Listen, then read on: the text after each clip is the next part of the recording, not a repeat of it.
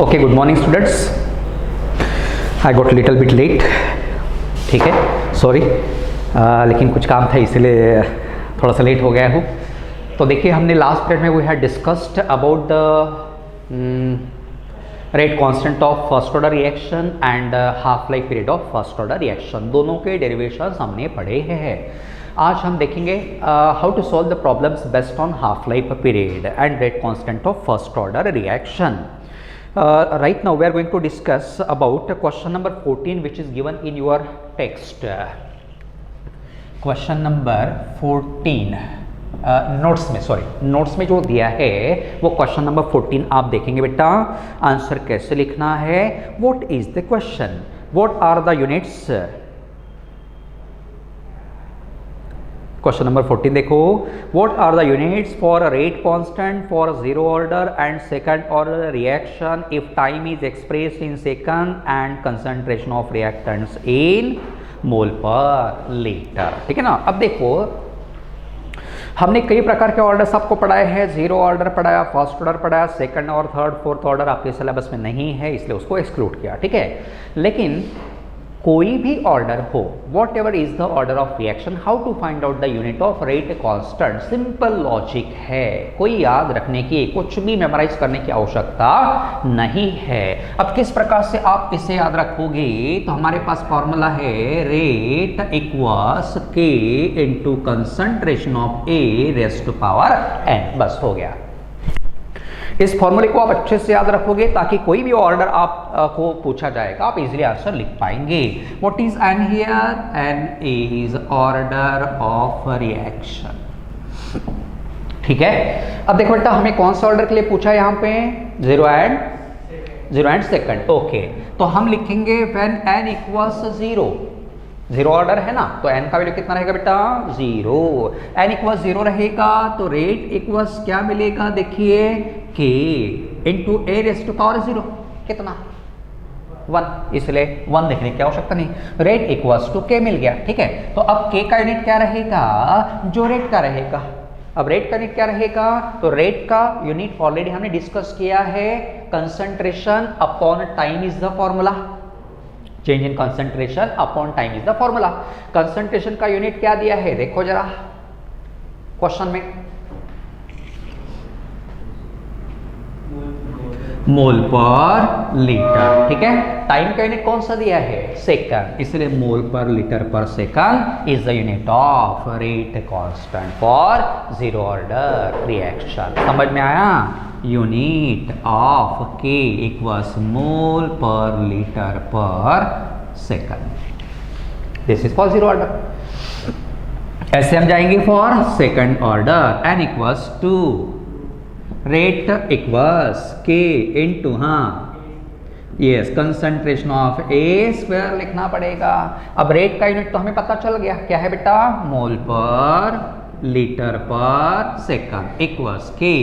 Concentration का unit बताओ, मोल per litre square. ठीक है, तो के इक्वल्स क्या होगा, मोल पर लीटर पर सेकंड, इसको ट्रांसफर करो मोल पर लीटर स्क्वायर. अब क्या होगा, देखिए ये लीटर स्क्वायर है, ऊपर जाएगा, 1 लीटर कैंसल आउट होगा, बचेगा ओनली लीटर. हो गया. देन ये मोल है, ये मोल स्क्वायर है, 1 कैंसल होगा, न्यूमरेटर में लेके जाओगे मिलेगा मोल इनवर्स. सही है क्या, देखो जरा, हो गया. उसके बाद पर सेकंड है, इसको भी ऊपर लेके जाइएगा, न्यूमरेटर में मिलेगा सेकंड इनवर्स. नोट डाउन करते जाना है आपको.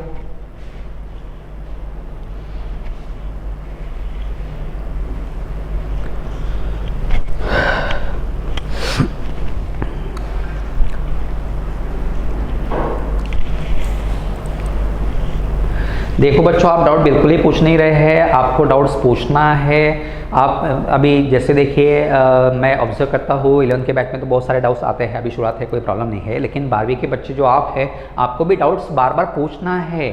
एक भी बच्चा डाउट नहीं पूछा, इसका मतलब क्या होगा, क्या निकल रहा है इसका ऐसे कंक्लूजन कि आप पढ़ाई नहीं कर रहे हैं, जस्ट थोड़ा बहुत वीडियो लेक्चर देख रहे होंगे, बाकी आराम फरमा रहे होंगे, व्हाट्सअप ग्रुप फेसबुक इसमें ही उलझे हुए हो सकते हैं। ऐसा बिल्कुल नहीं करना है, समय हमारे पास कम है, पढ़ाई अच्छे से करना, जो भी डाउट है इमीडिएट व्हाट्सअप ग्रुप पे पोस्ट करना, कोई दिक्कत नहीं, हम आंसर देंगे। Need not to hesitate. पता नहीं आप लोग क्या सोच रहे हैं, कौन सी दुनिया में खोए हो, ऐसे बिल्कुल नहीं चलेगा। आपको पढ़ाई की तरफ ध्यान देना जरूरी है, समय काफ़ी कम है और सिलेबस आगे भी बढ़ रहा है। With in 1 month this 12th board syllabus will be finished. समझ में आ रहा क्या, 1 महीने में हमारा सिलेबस कंप्लीट भी हो जाएगा। इसीलिए आप अच्छे से पढ़ाई करोगे। जिनको सिर्फ पास होना है, 60-65% लेना है, वो सिर्फ क्या करोगे, याद करोगे, लिख के देखोगे, याद करोगे, लिख के देखोगे, बस। बहुत ज़्यादा टेंशन मत लेना, नहीं तो ब्रेन हैमरेज हो जाएगा। और जिनको कॉम्पिटिटिव एग्जाम्स में अच्छा स्कोर करना है, उनको lot of practice is required. उसके बाद हम कॉम्पिटिटिव एग्जाम्स के जो भी पॉइंट्स बचे हैं, टॉपिक्स बचे हैं, वो सब डिटेल में आपको पढ़ाएंगे, क्वेश्चंस भी हम डिस्कस करेंगे। आपको टेंशन लेने की आवश्यकता नहीं है, इसका मतलब आप आराम करेंगे ऐसा नहीं है, आपको अच्छे से पढ़ना ही है। अभी जो भी समय मिलता है उसको प्रॉपरली यूज़ करेंगे। हम बार बार बोलते हैं कि समय का यूटिलाइजेशन करना जरूरी है, लेकिन अब हमें नहीं पता कि कितने बच्चे यूज़ कर रहे हैं समय को अच्छे से। ठीक है, तो ओके, आगे बढ़ते हैं। क्वेश्चन नंबर 14 में कोई डाउट है? नहीं है। होगा तो क्या करोगे, वैसे ही नहीं रखोगे, व्हाट्सएप ग्रुप पे पोस्ट करना है। नेक्स्ट क्या है बेटा, question number 15। Okay, let me read out the question. Right the relationship between rate constant and half life of first order and zero order reaction. बेटा ऑलरेडी डिस्कस, तो इससे explain करने की आवश्यकता नहीं है, सीधा सीधा आपके नोट्स में दिया है। Question number 16. How do half lives of first order and zero order reaction changes with the initial concentration of the reactant? Yes. How to explain? एकदम आसान है, लेकिन थोड़ा सा आपको दिमाग का यूज करके इसका आंसर लिखना पड़ेगा। तो यहाँ एग्जैक्टली क्या लिखोगे? अगर बोर्ड एग्जाम में क्वेश्चन पूछा गया तो आंसर बच्चे क्या लिखेंगे मुझे पता है, पूरा डेरिवेशन लिख के रखेंगे, एक्सप्रेशन लिख के रखेंगे, जिन पे क्रेडिट कुछ भी नहीं मिलेगा। आपको क्या लिखना है? तो देखो, what is the nature of question, how do half lives of first order, ऐसे पूछा है, मतलब कैसे चेंज होगा। ठीक है ना, हाफ लाइफ किसके लिए, zero and first order with initial concentration. तो आप क्या लिखोगे, for zero order reaction, how to write the answer, for zero order reaction half life period is directly proportional to initial concentration of reactant, 1 mark. दूसरा, for first order reaction half life period is independent of initial concentration of reactant, 1 mark. हो गया, बहुत लंबा चौड़ा लिखने की आवश्यकता नहीं है। देखिए, बोर्ड एग्जाम में भी आंसर लिखना नॉट एन इजी टास्क, समझे क्या, क्योंकि क्वेश्चन का नेचर देख के आपको आंसर लिखना पड़ता है। कई बार बच्चे बोलते हैं सर हमने तो पूरा 17 मार्क का लिखा, 15 मार्क मिलना ही है, क्योंकि आपने जो लिखा वो गलत लिखा। समझ रहे ना, कुछ भी लिख रहे हो तो मार्क्स मिलेंगे क्या, नहीं। इस बार तकरीबन मैंने 25 से 25 पेपर चेक किए रिवैल्यूएशन के लिए जो आते थे ना। अब बहुत सारे बच्चों का कहना था कि सर हमने तो पूरा लिखा, देखिए सर ऐसा वैसा। एक के भी मार्क नहीं बढ़े, क्योंकि वैल्यूएशन अब जो हो रहा है पॉइंट टू पॉइंट हो रहा है, एकदम करेक्ट हो रहा है। बहुत ही रेयर चांसेस है डिस्क्रिपेंसी के, तो इसीलिए आपको थोड़ा याद रखना पड़ेगा। बोर्ड के आंसर्स लिखते समय पॉइंट वाइज मैनर में ही लिखना है, कुछ भी लिखोगे तो क्रेडिट नहीं मिलेगा। आएंगे दया तो करेंगे पास, ऐसा वाला मैटर अभी रहा नहीं है, कंपटीशन बढ़ गई है, इसलिए अप्रोप्रिएट आंसर लिखना is necessary. Then next is, okay, one more topic is given over there, that is pseudo. First order reaction,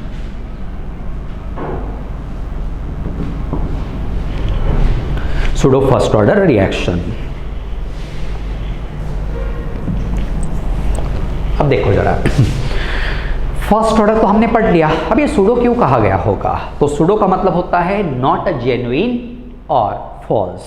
हमने कहीं पढ़ा है, याद है आपको, सॉलिड स्टेट, एमोर्फस सॉलिड्स, जिनको हम सुडो सॉलिड्स कहते हैं। सुडो मतलब not true, not genuine.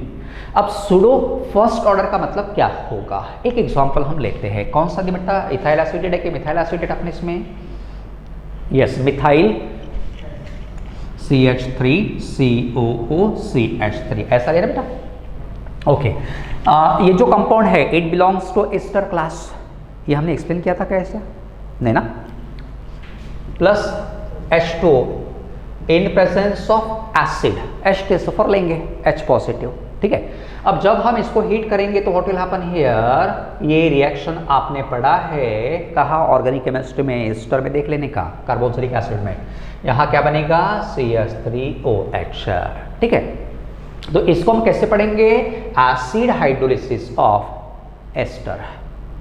Example wording याद रखना है, पूछा जाता एसिड हाइड्रोलिसिस ऑफ एस्टर। अब इसमें क्या होगा देखो जरा, हमारा एक्सपेक्टेशन क्या रहेगा, rate should be directly proportional to concentration of CH3COOCH3 and concentration of water, बराबर है। इसको इक्वेशन में कन्वर्ट करेंगे, रेट इक्वल्स क्या रहेगा बेटा, एक कांस्टेंट लेंगे, व्हाट इज के, rate constant, concentration of CH3COOCH3 into concentration of water, हो गया। अब इसका ऑर्डर हम निकालेंगे, हाउ टू डिटरमाइन ऑर्डर बताइए जरा। बहुत सारे एग्जांपल्स हमने लिए हैं, नहीं ये रेट फ्लो हमें दिया है ना बेटा, उससे ऑर्डर कैसे निकालना, इसका पावर कितना है बताओ 1, इसका पावर कितना है 1, 1 + 1 2, बराबर है। मतलब इसका ऑर्डर कितना होना चाहिए था 2। But experimentally it was found that rate of reaction is directly proportional to concentration of only CH3COOCH3। अब देखो जरा एक्सपेरिमेंटली क्या पता चला कि rate depends only on concentration of methyl acetate. ये कैसे हुआ, क्यों हुआ, देखिए जरा।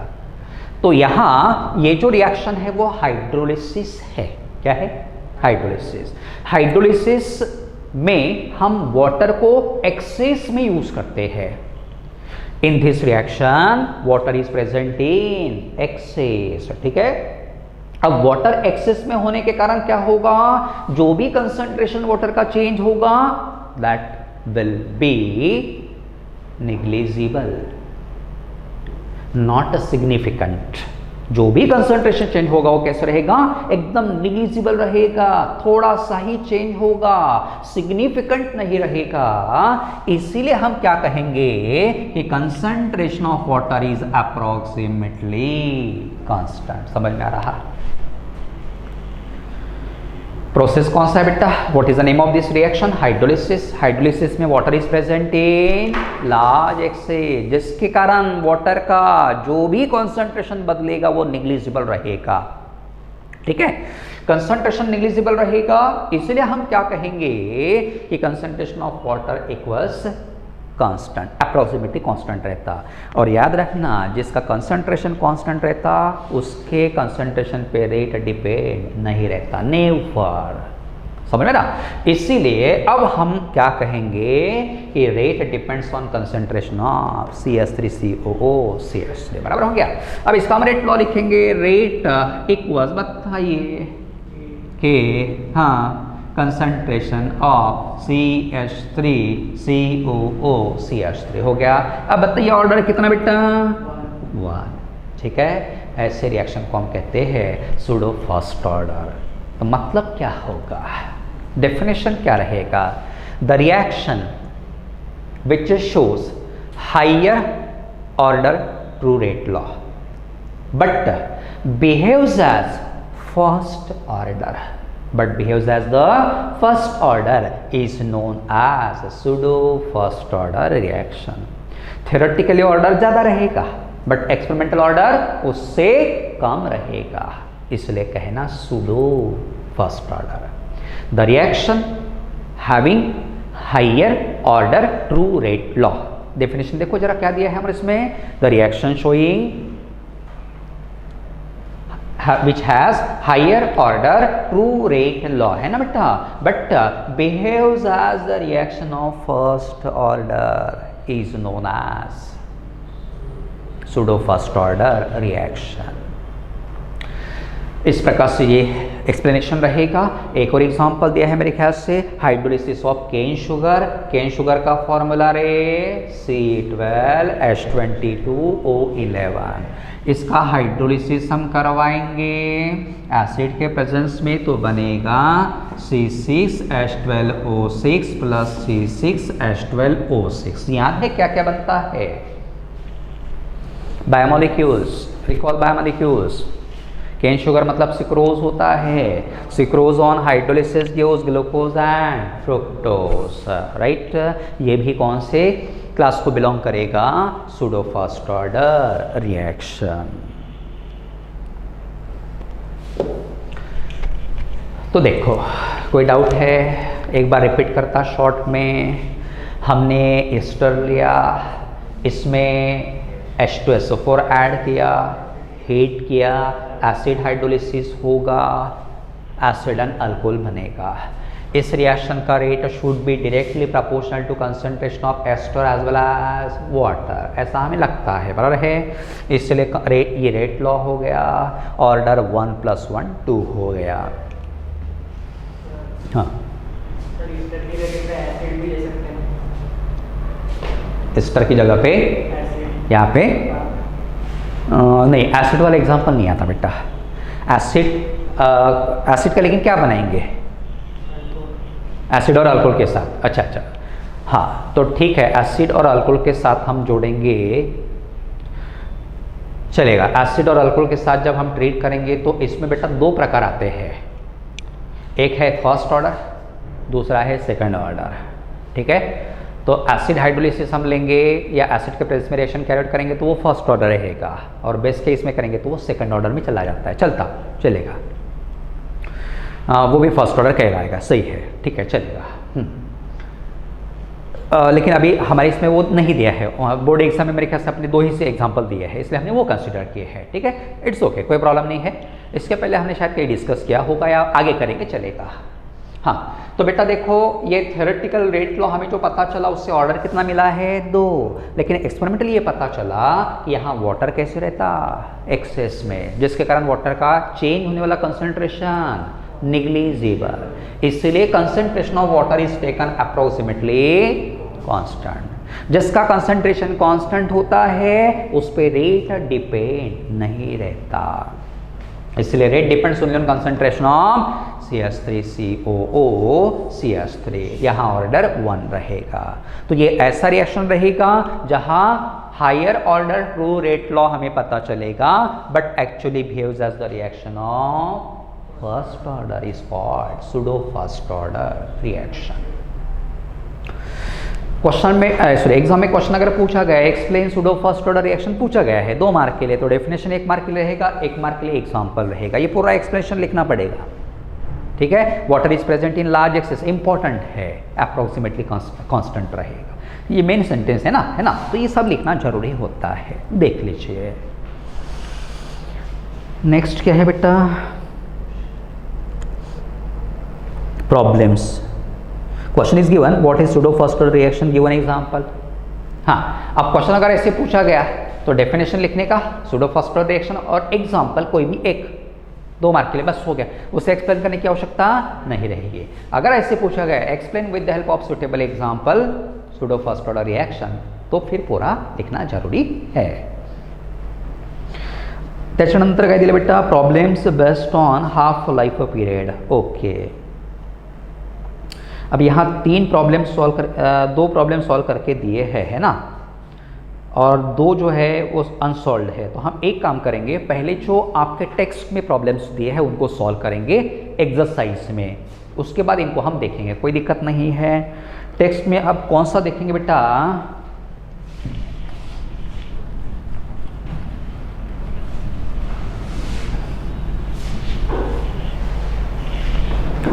टेक्स्ट में हम कौन सा देखेंगे? कहाँ गए रे टेक्स्ट? इधर कहाँ है रे?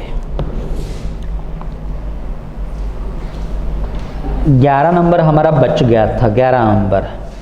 11 नंबर सॉल्व करके देता हूँ। वैसे प्रॉब्लम नंबर 11 पेज नंबर कितना है बेटा वो भी बता देता हूँ, 137। क्वेश्चन नंबर 11 आप देखोगे, क्वेश्चन नंबर हम इसको कहेंगे, ये दिखता बेटा, हाँ, क्वेश्चन नंबर 11 पेज नंबर 137। हमने ऐसे मेरे ख्याल से 2 क्वेश्चन सॉल्व किए हैं, प्रॉब्लम सॉल्व किए हैं। अब ये एक्सरसाइज में दिया है, किसी ने शायद कोशिश भी नहीं की होगी सॉल्व करने की, क्योंकि मुझे पता भी नहीं चल रहा, नो इंटरेक्शन एट ऑल, कोई कुछ बताता नहीं और कोई कुछ पूछता नहीं है, इसलिए हमें भी पता नहीं चलता क्या कर रहा है कौन।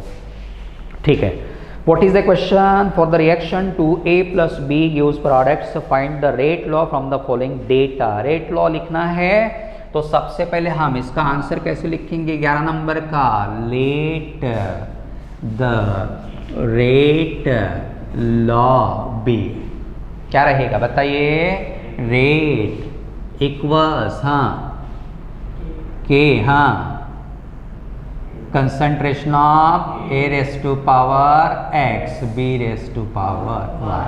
हाइपोथेटिकल हो गया। अब हमें यहाँ X और Y की वैल्यू निकालना है, बराबर है, तो हम कैसे निकालेंगे, data is given in table. देखो जरा वहाँ टेबल में क्या दिया बेटा, 3 कंसंट्रेशन A के दिए हैं, 3 B के कंसंट्रेशन से और 3 रेट्स भी दिए हैं। इसलिए हम क्या करेंगे, सबसे पहले रेट 1, रेट 2 एंड रेट 3 लिखेंगे। ऐसा सॉल्व किया था ना बेटा, ओके। यहाँ सभी जगह के ही लिखना है, K1 K2 K3 नहीं लिखना। इसके पहले भी हमने बताया था, पर्टिकुलर रिएक्शन के लिए K ऑलवेज कांस्टेंट रहता, इसलिए K1 K2 K3 नहीं चलेगा। यहाँ concentration of A raise to power पहला कितना है बेटा, नहीं गलत हुआ, सॉरी, हाँ, यस, कितना बेटा पहला, 0.3, yes, 0.3 raise to power X, 0.05 raise to Y। दूसरे में कितना है बेटा बता, 6 raise to power X, here raise to power Y, here is 0.6 raise to power X, 0.20 raise to power Y। ठीक है, बाद में क्या करना याद है, डिवाइड करना। किसको करेंगे, कैसे भी करो, कोई दिक्कत नहीं है, आंसर आपको सेम ही मिलने वाला है। तो हम क्या करते बेटा, रेट 2 अपॉन रेट 1 लेंगे, इक्वल्स, यहाँ रहेगा के, रेट 2 कहाँ है, ये वाला, 0.6 raise to power X, 0.05 raise to power Y, k 0.6 raise to, sorry गलत हो गया क्या, सॉरी, हाँ, 0.05 raise to power Y। Rate 2 कितना है बेटा, देखो rate 2 what is the value given, yes 0. Yes, very good.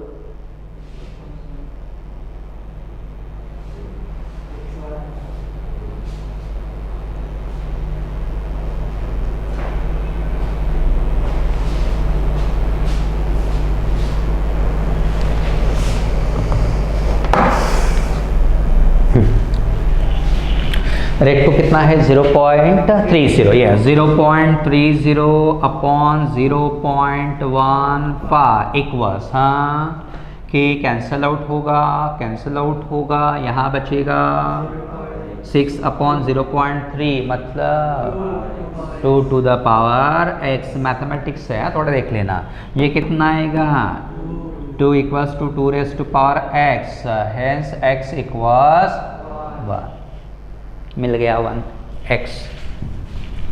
उसके बाद y निकालेंगे,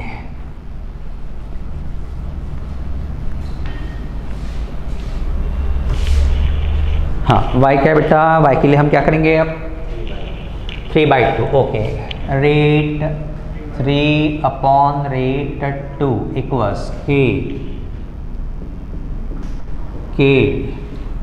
हाँ, रेट 3 कितना है, 0.6 raise to power X, 0.20 raise to power Y।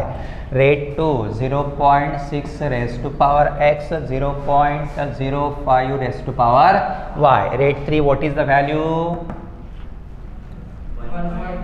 1.20 upon rate 2, 0 equals k cancel out होगा, दिस ऑल्सो कैंसल्स आउट, क्या रहेगा देखिए 4 टू पावर y, ये कितना होगा 4 equals to 4 to power y, hence y equals 1, hence rate law is rate equals k concentration of A raised to power 1, लिखने की आवश्यकता नहीं है, ठीक है ना, into concentration of B raised to power 1, मतलब ये रहेगा। ऑर्डर कितना होगा 1 + 1 इक्वल्स, बराबर है ऑर्डर, देखिए नोट डाउन कर लो बेटा इस प्रकार से।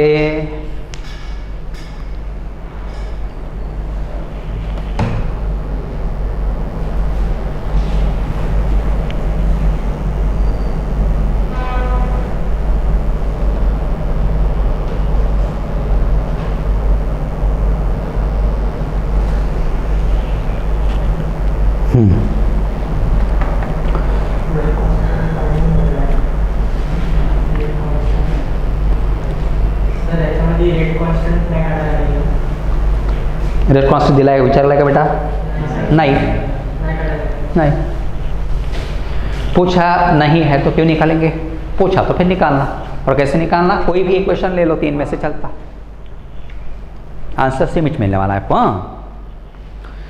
ओके आगे बढ़ेंगे बेटा, क्वेश्चन नंबर 12 लेंगे।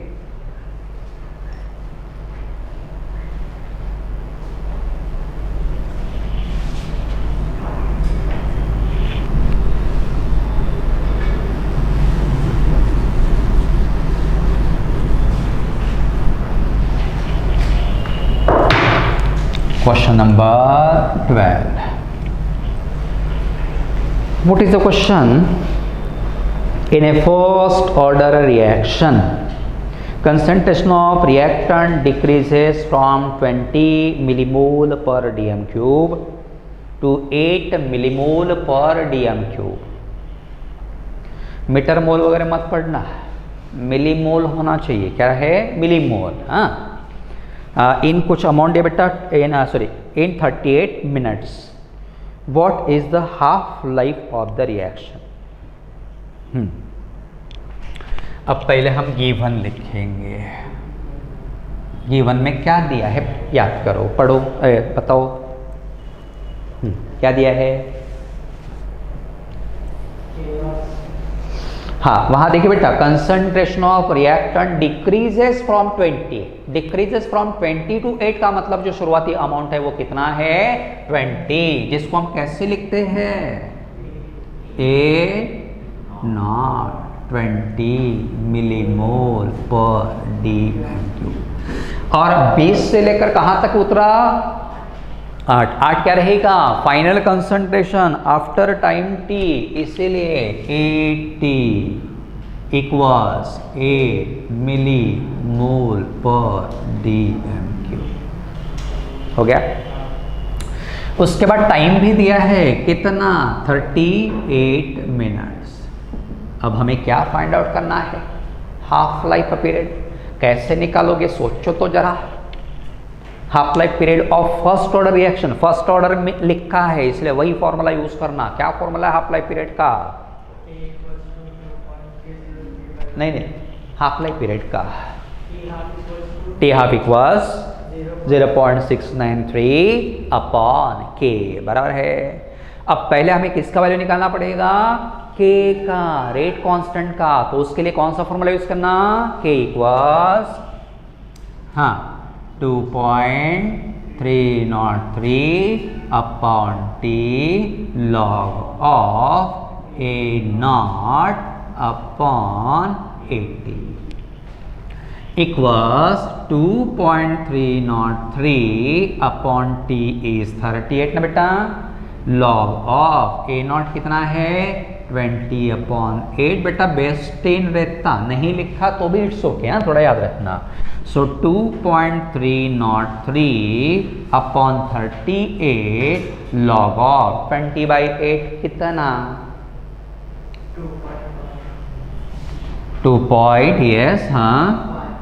5 इक्वल्स 2.303 इंटू इसका कैरेक्टरिस्टिक रे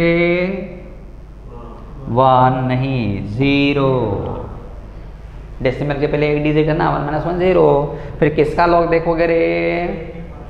25 का। बताइए 25 का 0 में 3979 अपॉन 38। अब यहाँ गलत कहाँ होता? तो ये लॉग हमने देखा ना बच्चों, उसका एंटी लॉग भी देख लेते हैं। नहीं देखना है क्योंकि हमें सिर्फ लॉग 2.5 निकालना है ना, समझ में रहा? इसलिए एंटी लॉग लेने की आवश्यकता नहीं रहेगी। आगे बढ़ते हैं, या यही हम सॉल्व करेंगे। सॉरी, यहाँ पे लिखते हैं इसको लॉग टेबल से सॉल्व करना बेटा। यहाँ हम लॉग का कैलकुलेशन लिखेंगे। लॉग ऑफ x इक्वल्स, इसका लॉग देखो 0 पॉइंट कितना आता देखो 2303। लॉग टेबल में देखो, लॉग टेबल में देखने का, हाँ कितना आ रहा बेटा 3623 है क्या देखो,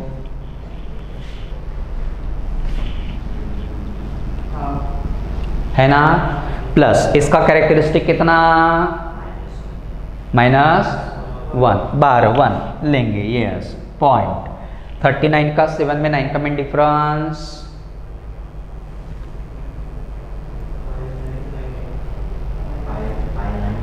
5998 बराबर है। हाँ, अब दोनों को ऐड करेंगे। 8 + 3 11 1, 9 + 1 10, 10 + 2 12 1, 9 + 1 10 + 6 16 1, 5 + 1 6 + 3 9 12 हो गया। उसके बाद इसको क्या करना पड़ता? माइनस कैरेक्टरिस्टिक 1, 38 का 0 में देखो 5798, 11 - 8 3, then 12 - 10 2, 16 - 8 8, 9 - 6 3 बराबर है। और ये -2 होगा बार 2। सो x equals anti log of बार 2.3823।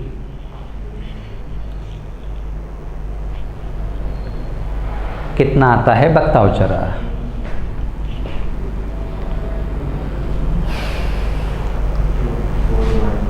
हाँ 2412 बराबर है। तो डेसिमल पॉइंट एक डिजिट के बाद देना, इंटू 10⁻² रहेगा। तो यहाँ मिलेगा बेटा 2.412 into 10⁻²। What should be the unit? Rate constant है ना, तो ये दोनों का तो कैंसल आउट होता, उसके बारे में सोचने की, इसके बारे में सोचना। ये ओनली टी का यूनिट क्या है? मिनट। तो इसका क्या होगा? Minute inverse.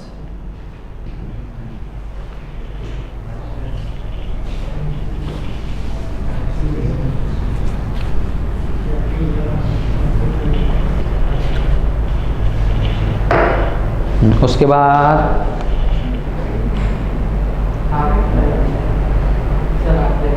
हाँ half life period. Yes, half life period मतलब टी हाफ करें। यस, टी हाफ 0.693 अपॉन के। सो 0.693 अपॉन के कितना बेटा? 2.412 इंटू 10⁻² बराबर है। -2 ऊपर गए तो कितना होगा? 69.3 अपॉन 2.412। इसको भी सॉल्व करेंगे, लॉग टेबल वापरेंगे। लॉग वाइज का कैरेक्टरिस्टिक 1 पॉइंट, हाँ मंटीसा 8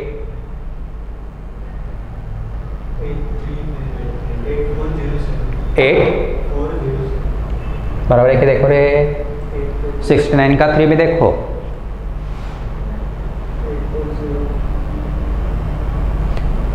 बराबर है 8407। ओके 8407। आप भी देखते रहो लॉग टेबल में, लॉग टेबल की प्रैक्टिस ऐसे होगी, नहीं तो कुछ मतलब नहीं है। -0 पॉइंट, हाँ 24 का 1/2 का मिन डिफरेंस,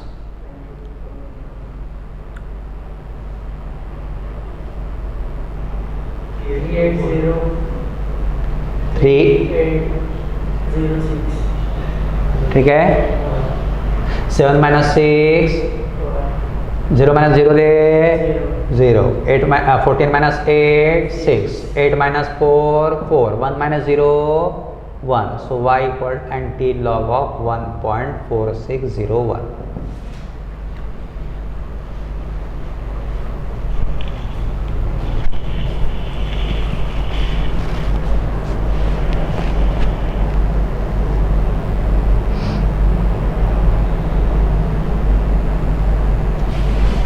बताइए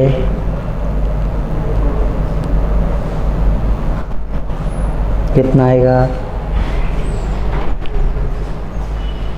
मिला? कितना आ रहा बेटा? 0.46 का 0 में 1 का mean difference 2892. Okay 2892 decimal point कहाँ? Yes into 10 to the power 1 means 28.92 unit minute. देखो जरा टेक्स्ट में कितना आंसर है? 28.74 दिया है क्या? गलत है, टेक्स्ट का गलत है ना, समझ में आ रहा ना, क्योंकि हमने सब कुछ सॉल्व किया लॉग टेबल की मदद से, यही आंसर लिखने का. ठीक है, टेक्स्ट में गलत भी थोड़ा बहुत रहता है तो आप करेक्शन कर लेंगे बट वहाँ पे नोट डाउन करेंगे, इसको अच्छे से लिख लीजिए. 28.7 ही तो दिया है रे टेक्स्ट में.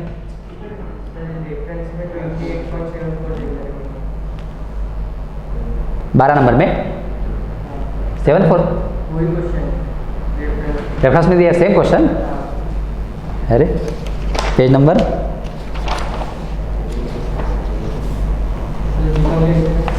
नहीं, पेज नंबर कौन सा है? अच्छा रेफरेंस बुक. अच्छा रेफरेंस बुक किसका है? नहीं कौन से? नवनीत का.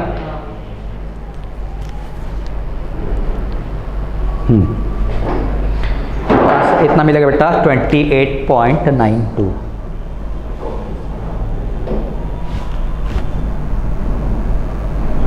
मिनट. सब कुछ तो बराबर है. कैलकुलेटर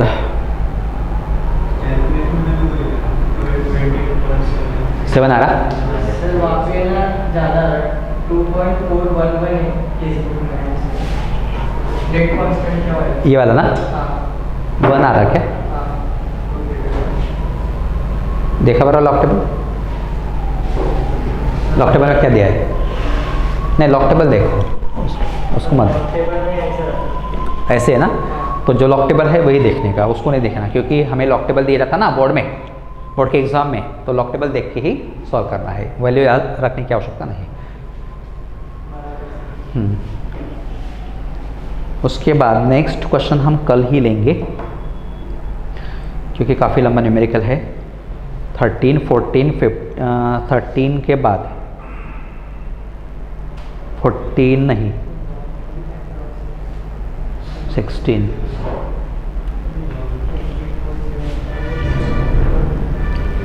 हो गया. Thank you. हाँ